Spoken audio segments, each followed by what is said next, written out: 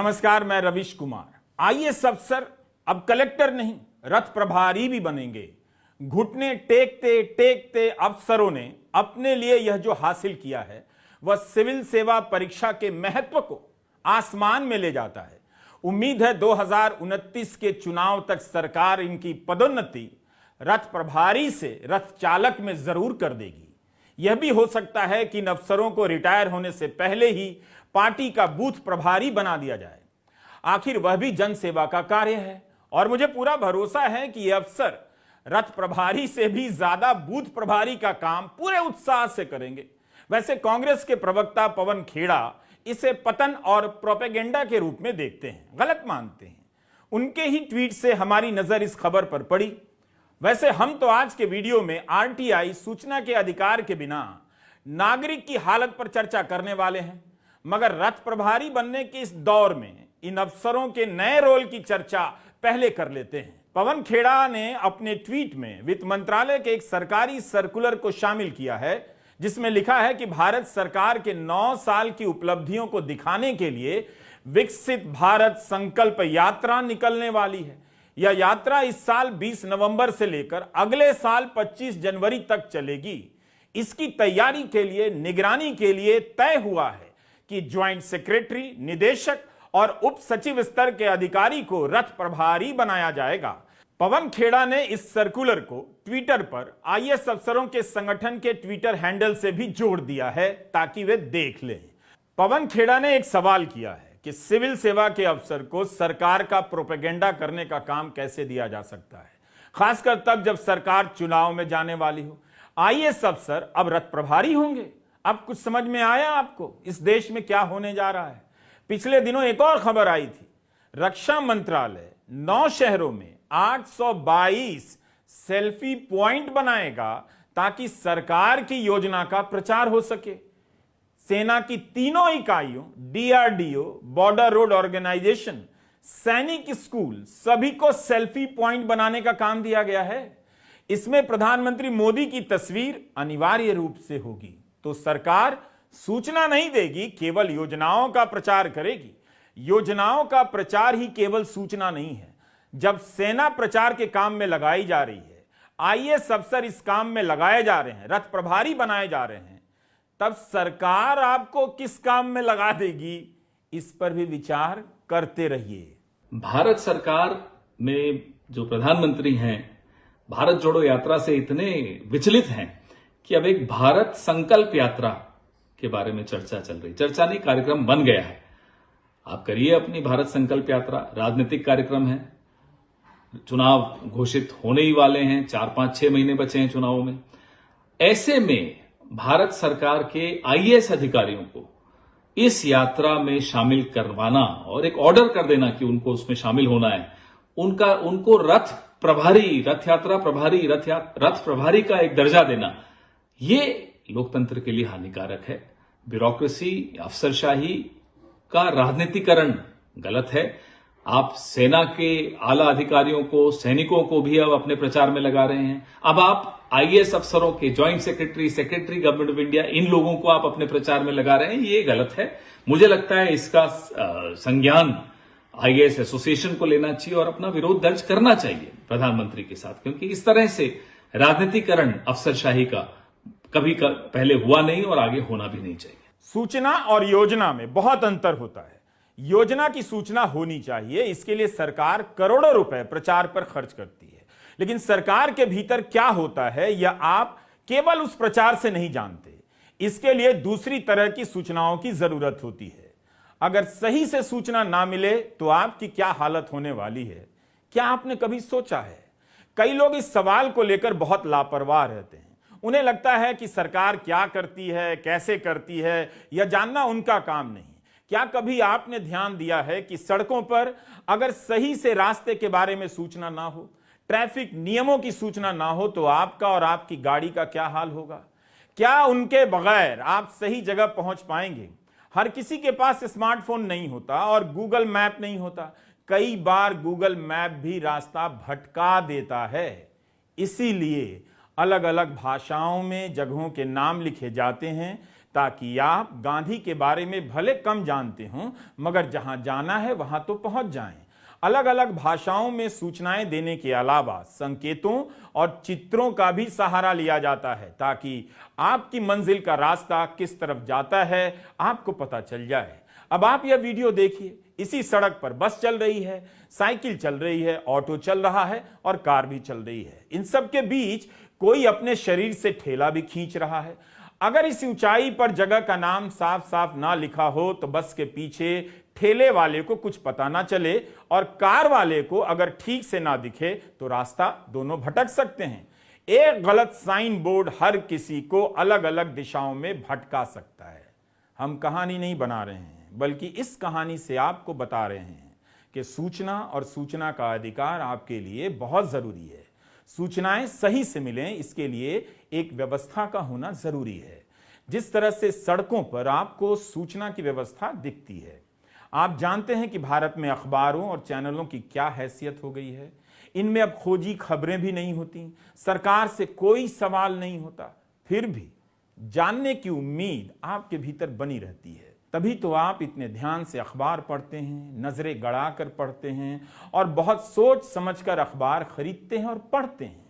इसका मतलब है कि आपके मन में खबरों के प्रति सम्मान अभी पूरी तरह खत्म नहीं हुआ है, बस ईमानदार खबरें गायब हो गई हैं। काश जितने ध्यान से आप अखबार पढ़ते हैं, उतनी मेहनत और दिलेरी से पत्रकार सरकार से सवाल भी पूछ लेते और फिर खबर लिखते, मगर इसमें बहुत बेईमानियां होने लगी हैं। सूचनाओं का होना केवल मीडिया पर निर्भर नहीं रहना चाहिए। तब सवाल उठता है कि आप नागरिकों को क्या करना चाहिए। इसी सवाल के जवाब के रूप में 18 साल पहले 2005 में सूचना के अधिकार का कानून लाया गया कि आप मीडिया से स्वतंत्र होकर सरकार से सीधे सवाल पूछ सकें और आपको जवाब मिले। 2016 की एक पुरानी रिपोर्ट है जिसके अनुसार इस कानून के आने के बाद 2.25 करोड़ आवेदन किए गए थे। इसका मतलब यह हुआ कि इस कानून ने लाखों लोगों को सवाल पूछने वाले पत्रकारों में बदल दिया था। जनता अगर इस कानून से सवाल पूछने लगे तब फिर आपको गोदी मीडिया के एंकरों की चिंता करने की जरूरत नहीं। सूचना के अधिकार के जरिए जनता सवाल पूछने के अधिकार को जिंदा रख सकती है। आज सूचना के अधिकार पर हमला हो रहा है। इन अधिकारों की रक्षा के लिए जो आयुक्त बनाए गए हैं, उनकी समय से नियुक्ति नहीं होती और होती भी है तो सही व्यक्ति की नहीं की जाती है। बहुत जरूरी है कि समय से नियुक्तियां हो और सही लोगों की नियुक्तियां हो, क्योंकि एक और जो बड़ी समस्या सामने आ रही है वो ये है कि सही तरीके की नियुक्तियां नहीं की जा रही कमीशंस में। जब सरकारें नियुक्ति करती भी हैं तो भी वो नियुक्तियां सही लोगों की नहीं करती। मोस्टली एक्स ब्यूरोक्रेट्स की नियुक्ति होती है या ऐसे लोगों की नियुक्ति होती है जो सरकार के ऊपर सही से जवाबदेही नहीं करते। तो जो पेनल्टी का प्रोविजन है सूचना के अधिकार कानून में, उसे लागू सही से कमिश्नर्स नहीं कर रहे, ये भी रिपोर्ट में नजर आ रहा है। तो बहुत क्लियर जो एक फाइंडिंग है वो ये है कि केवल 9% केसेस में जहां पर पेनल्टी लगनी चाहिए थी कमिश्नर्स लगा रहे हैं। 90% से ज्यादा केसेस में पेनल्टी लगाई ही नहीं जा रही। तो इसका सीधा मतलब यह है कि सरकारी अधिकारी जिनका काम है सूचना देना, वो बिल्कुल इंप्यूनिटी से इस कानून का उल्लंघन करते हैं, क्योंकि उन्हें लगता है कि हमें तो कोई दंड मिलेगा ही नहीं। अंजलि भारद्वाज और अमृता जौहरी की रिपोर्ट बताती है कि भारत में 4 सूचना आयोग ऐसे हैं जो पूरी तरह निष्क्रिय हैं। कई आयोगों में कर्मचारी पर्याप्त संख्या में नहीं है, इसलिए समय पर मामलों की सुनवाई नहीं होती। अगर कोई विभाग जवाब ना दे और आप उसके खिलाफ शिकायत लेकर सूचना आयोग के पास जाते हैं और वहां आयुक्त साहब की कुर्सी खाली मिलती है, तो जवाब कैसे मिलेगा? वो अधिकारी तो और लापरवाह हो जाएगा कि जो करना है कर लो, मैं आपके सवालों का जवाब नहीं देता। तो बात केवल पूरी तरह निष्क्रिय होने की भी नहीं। जहां आयुक्त हैं वहां या तो सारे आयुक्त नहीं हैं और नियुक्ति होती भी है तो बहुत देरी से। 6 ऐसे आयोग हैं जहां मुख्य सूचना आयुक्त नहीं है। ये राज्य हैं बिहार, झारखंड, महाराष्ट्र, छत्तीसगढ़, मणिपुर, मिजोरम, त्रिपुरा और तेलंगाना। अब सोचिए आप एक बस में सवार हैं, बस में सवार लोगों को पता नहीं कि किस स्टॉप पर उतरना है। इसके लिए बस के भीतर इलेक्ट्रॉनिक बोर्ड पर सूचनाएं दी जाती हैं, अगला स्टॉप कौन सा होगा। बहुत सी बसों में ऐसे बोर्ड नहीं होते, कंडक्टर होता है। अब बस में कंडक्टर ना हो तो आप किससे पूछेंगे? बगल के यात्री से पूछ रहे हैं और उसे पता ना हो तो मुमकिन है आप गलत स्टॉप पर उतर जाएंगे। सतर्क नागरिक संगठन की रिपोर्ट के अनुसार 27 सूचना आयोगों में 30 जून 2023 तक 3 लाख से अधिक सूचनाएं लंबित थी। अब अगर समय से सूचना ना मिले तो आपका स्टॉप मिस हो जाएगा और आप कहीं और पहुंच जाएंगे या अपनी मंजिल पर पहुंचेंगे ही नहीं। बहुत सारी पेंडेंसी है, 3,20,000 से ज्यादा पेंडिंग केसेस हैं इंफॉर्मेशन कमीशंस में, जहां लोग इंतजार कर रहे हैं कि उनकी अपील और कंप्लेंट की सुनवाई होगी। तो ऐसे में जब लोग वेट कर रहे हैं बहुत लंबा समय तक, तो सूचना के अधिकार का उनके लिए कोई मायना नहीं रह जाता। आप ये सोचिए कि अगर कोई वृद्ध महिला है जिन्हें पेंशन नहीं मिल रही और वो सूचना लेना चाहती हैं, अगर वो कमीशन के पास जाएं और इंफॉर्मेशन कमीशन में मामला लंबित रहे, 5 साल 10 साल के बाद उनकी सुनवाई हो, तो सूचना मिले भी तो उसका कोई फायदा नहीं रहता। ऐसे ही अगर कोई बीमार है और वो जाते हैं किसी अस्पताल में जहां उन्हें कहा जाता है कि फैसिलिटी नहीं है या इक्विपमेंट खराब पड़ी है, और वो सूचना के अधिकार कानून के तहत इंफॉर्मेशन लेना चाहते हैं, अगर उन्हें समय से इंफॉर्मेशन ना मिले, सालों तक उन्हें इंतजार करना पड़े, तो उनके लिए तो सूचना का कोई मतलब नहीं रह जाएगा। यह कानून बताता है कि सरकार का एक काम है आपके सवालों के जवाब देना, रथ प्रभारी बनाना उसका काम नहीं है। सूचना का अधिकार बोरिंग विषय नहीं है। इस अधिकार को खत्म किया जाए या कमजोर किया जाए, इसे सुनते ही आपको सतर्क हो जाना चाहिए, क्योंकि जब मीडिया समाप्त हो जाएगा तब यही एक अंतिम रास्ता है जिससे आप सूचना हासिल कर सकते हैं। क्या आपने देखा है कि सरकार सूचना के अधिकार कानून का प्रचार करती है? किसी पेट्रोल पंप पर या मेट्रो स्टेशन पर प्रधानमंत्री मोदी के साथ इसकी होर्डिंग आपने देखी है? इसलिए हमने सूचना के अधिकार पर लिखी गई इस किताब को मेट्रो के भीतर रख दिया और फिर इस फ्रेम में आने वाले लोगों के बारे में हम कल्पना करने लगे कि इस अधिकार के बिना इस नागरिक की क्या हैसियत रह जाती है। यह तो भटका हुआ नागरिक लगता है। ऐसे नागरिक लोकतंत्र को डुबो देंगे। हमने इसी किताब को सड़क के बीच में रखकर देखा कि इस अधिकार के साथ आपका शहर कैसा लगता है, सशक्त लगता है या कमजोर लगता है।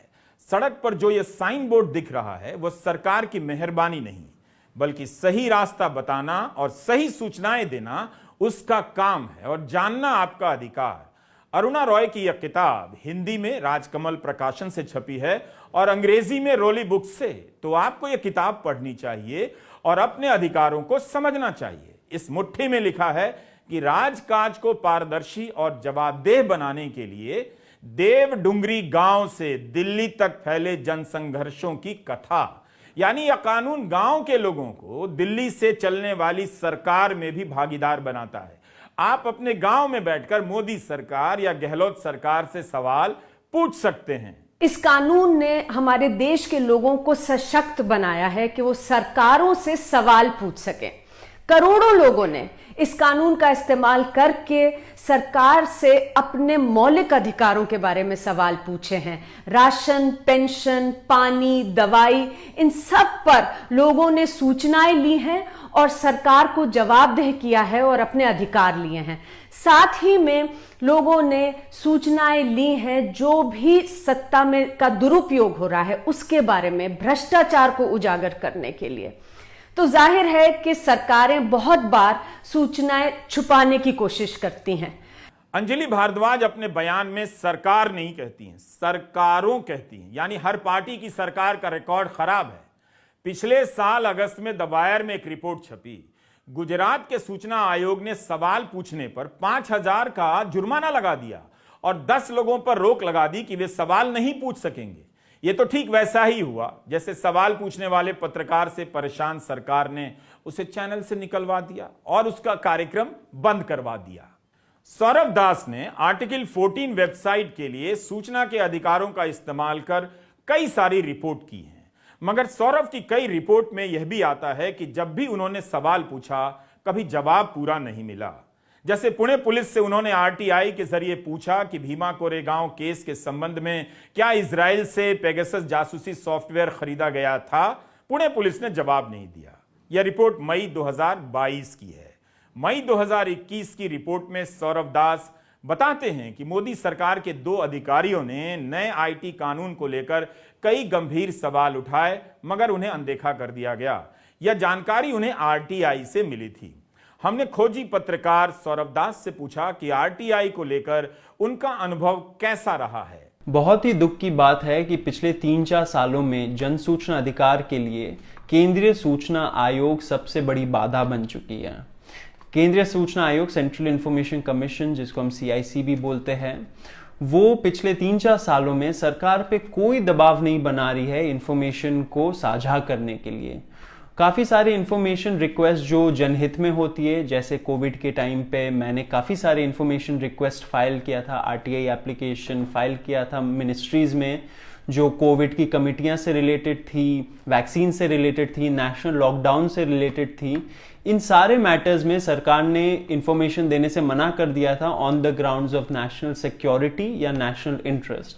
तो जब मैं ये केसेस CIC के पास ले गया, CIC ने भले ही बोला कि ये जो रिजेक्शन है वो जस्टिफाइड नहीं है, लेकिन तब भी CIC ने एक भी केस में इंफॉर्मेशन को डिस्क्लोज करने के लिए ऑर्डर नहीं पास किया। एंड ये एक ट्रेंड बन चुका है पिछले 3-4 सालों में। कई बार तो ऐसा होता है कि CIC खुद रास्ता ढूंढती है इंफॉर्मेशन रिक्वेस्ट को रिजेक्ट करने के लिए, और कई बार ऐसा हुआ है मेरे ही केस में कि जहां पे CIC ने जो मिनिस्ट्री है जिसने रिजेक्ट किया था इंफॉर्मेशन, उसको ही बोल देती है कि आप इंफॉर्मेशन देना चाहते हैं या नहीं, उसको आप डिसाइड करिए। 2023 में जो संशोधन हुआ है RTI एक्ट में, उससे स्टेट का जो सीक्रेसी है वो बढ़ावा देगी in the garb of privacy. तो CIC का रोल इसमें और ज्यादा इंपॉर्टेंट हो जाता है, क्योंकि CIC को अब इंटरप्रेट करना पड़ेगा कि सीक्रेसी क्या है, प्रिवेसी क्या है, एंड उनको अप्लाई करना पड़ेगा हर केस में जहां पे पर्सनल इंफॉर्मेशन मांगा गया हो। सूचना का यह अधिकार किसी एक्टिविस्ट के लिए नहीं है, आपके लिए है। इन अधिकारों से आप किसी सरकार के भीतर के कई सारे राज खुद जान सकते हैं। जितना ज्यादा जानेंगे उतना ज्यादा बेहतर नागरिक बनेंगे। और मनुष्य होने का भी तो यही मतलब है, पूछना, जानना, जिज्ञासा करना कि ठेले पर इतने बड़े बड़े बंडलों में क्या जा रहा है। क्या ये बहुत भारी चीजें हैं या बहुत हल्की चीजें हैं? ये कौन सी ऐसी चीज है जो बहुत हल्की है मगर इसका बंडल इतना विशाल है? जीवन को ढोने से अच्छा है पूछकर जीवन को बेहतर बनाना। इसलिए तो सड़क पर फेंक दिया गया अखबार बेकार नहीं लगता, कई बार उठाकर लोग इसे पढ़ने लग जाते हैं। यही सूचना की ताकत है। इसी ताकत से आपका अस्तित्व बचा हुआ है। अब आयोग भी अपना हाल नहीं बताते हैं। कानून के अनुसार सभी आयोगों को सालाना रिपोर्ट तैयार करनी होती है, जारी करनी होती है, मगर 29 में से 19 आयोग ने साल 21-22 की रिपोर्ट ही प्रकाशित नहीं की। एक दर्शक की दुनिया बहुत व्यापक होनी चाहिए, उसे अलग अलग विषयों की तरफ रुख करना चाहिए ताकि उसके भीतर जानने की लालसा बची रहे और जानने के बाद वह बच्चे की तरह उत्साहित महसूस करता रहे। नमस्कार, मैं रवीश कुमार।